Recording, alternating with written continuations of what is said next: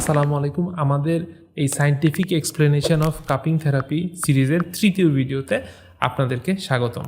এই ভিডিওতে আমরা কথা বলবো কাপিংয়ের মাধ্যমে আসলে শরীর থেকে কি বের হয়ে যায় তা নিয়ে।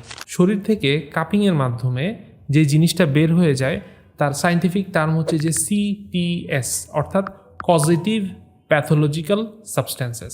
এর মাধ্যমে কি কি জিনিস বের হয় আমরা বলি যে এখানে দুই ধরনের জিনিস আছে। একটা হচ্ছে ডিজিজ কজিং সাবস্ট্যান্স, আর হচ্ছে ডিজিজ অ্যাসোসিয়েটেড সাবস্ট্যান্স।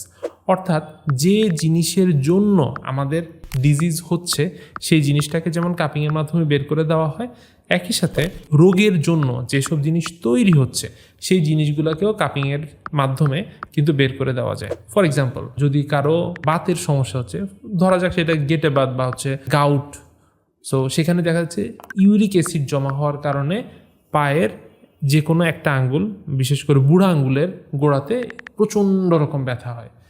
এই যে ব্যথাটা হচ্ছে, এই ব্যথার জন্য পজিটিভ এজেন্টটা হচ্ছে ইউরিক অ্যাসিড, এবং এই ব্যথার জন্য যে পেইন মেডিয়েটরগুলো তৈরি হচ্ছে, যেমন প্রোস্টাগ্ল্যান্ডিন, লিউকোট্রাইন, সাবস্টেন্স পি, এ ধরনের জিনিসপাতি যা তৈরি হচ্ছে এখানে, অথবা ইমিউন কমপ্লেক্স, এই জিনিসগুলো সবই কিন্তু আমাদের ডিজিজ অ্যাসোসিয়েটেড সাবস্টেন্স, যেটা আমাদের এখানে পেইনটাকে ইনডিউস করছে।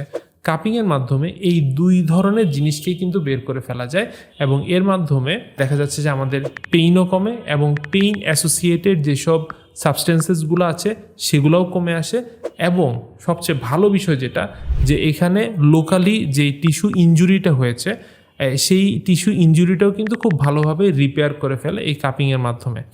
সো আমাদের যাদের দীর্ঘদিনের ব্যথা আছে, আমরা এই কাপিংয়ের মাধ্যমে ব্যথার বা ওই রোগের CPSটাকে বের করে ফেলার মাধ্যমে আমরা কিন্তু পরিপূর্ণভাবে সুস্থতার একটা আশা করতেই পারি। আপনাদের যাদের এমন সমস্যা আছে, চলে আসুন আমাদের সেন্টারে। আমাদের এই ভিডিওটি দেখার জন্য ধন্যবাদ। আশা করছি সিরিজের পরবর্তী ভিডিওতে আপনাদের সাথে দেখা হবে। আসসালামু আলাইকুম।